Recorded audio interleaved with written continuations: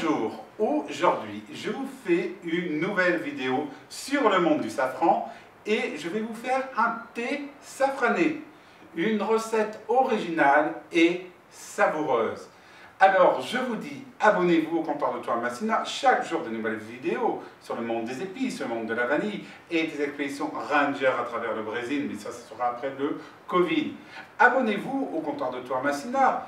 Aimez cette vidéo, ça m'encourage à faire de nouvelles vidéos et ça permet de faire monter mes vidéos au sommet dans YouTube. Et oui, le pouce, YouTube aime bien. Allez, on y va. Pour cette recette, c'est très simple.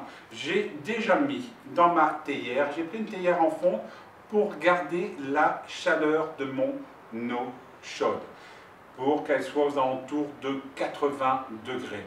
Donc là, j'ai fait bouillir ma bouilloire, 1 litre d'eau, et je l'ai laissé reposer 2-3 minutes pour que la température arrive à 80 degrés. J'ai mis ici à peu près 6 à 8 grammes de thé chun mi, mais vous pouvez faire aussi avec du sencha, du Ceylan, voire des thés des Indes.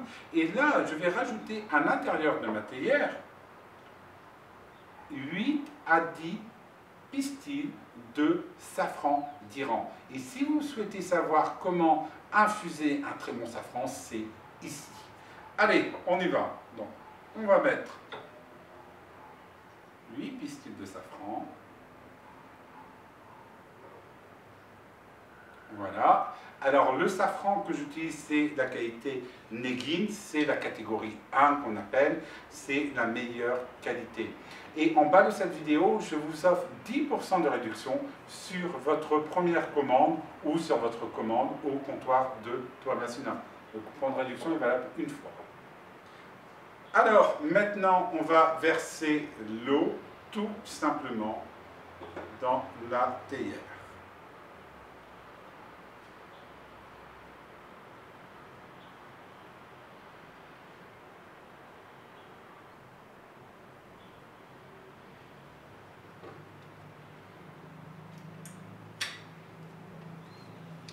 Hop, le petit couvercle. Alors, pour l'infusion, on va laisser infuser le thé 3 à 5 minutes. Ça va dépendre du thé que vous utilisez et la saveur que vous souhaitez avoir à votre thé. Et le safran, je vais le laisser infuser une dizaine de minutes après, c'est-à-dire en tout une quinzaine de minutes pour avoir ce thé. Si pour vous il est trop froid, vous pouvez le réchauffer. Surtout si vous n'avez pas une théière en fonte, car les théières en verre, c'est très joli, mais par contre, ça ne tient pas la chaleur. Alors, il est venu maintenant l'heure de retirer nos feuilles de thé. Et voilà. Et maintenant, on va laisser infuser une dizaine de minutes notre safran à l'intérieur de la théière. Je dois vous dire quelque chose aussi.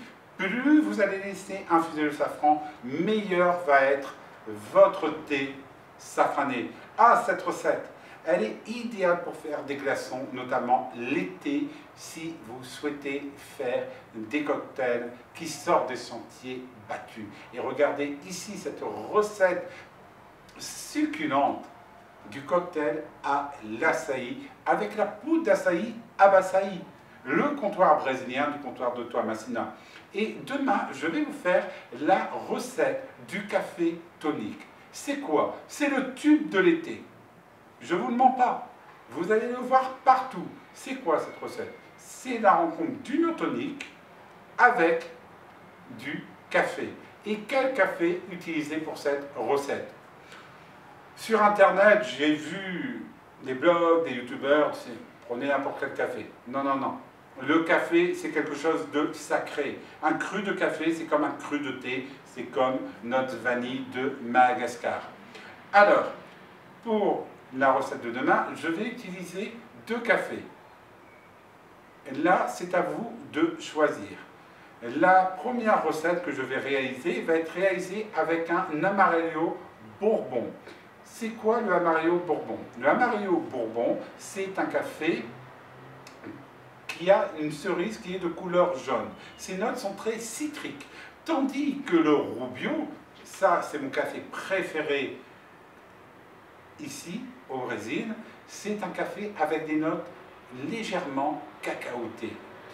Et le café, je vous conseille, si vous venez dans le Minas Gerais, ou si vous pouvez trouver en Europe, achetez le café de la maison Cambraia. C'est vraiment la meilleure maison de café que j'ai dans le Minas Gerais. Alors, on va maintenant déguster ce thé. Alors, tout va dépendre si vous souhaitez sucré ou non. Personnellement, j'aime bien le thé sucré. Alors, en bas de la description, vous allez découvrir comment je réalise mon sucre vanillé avec ma vanille. Alors, je vais en mettre une petite cuillère à café, voilà, et je vais mettre mon thé safrané.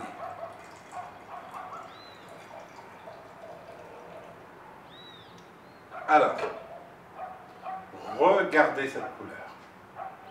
Il a une couleur vraiment jaune doré. Et ça, c'est le safran qui va donner, on va dire, cette couleur, on va dire, un peu jaune or. Et en note, vous avez réellement les notes un peu âpres, légèrement mielleuses du safran, avec les notes caractéristiques du thé Shan Mi.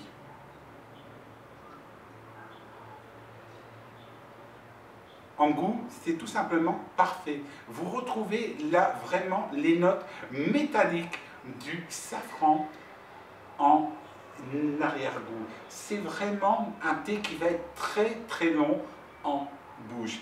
Et ça, je vous le conseille réellement de réaliser cette recette qui est créative et tout simplement savoureuse. Allez, à bientôt!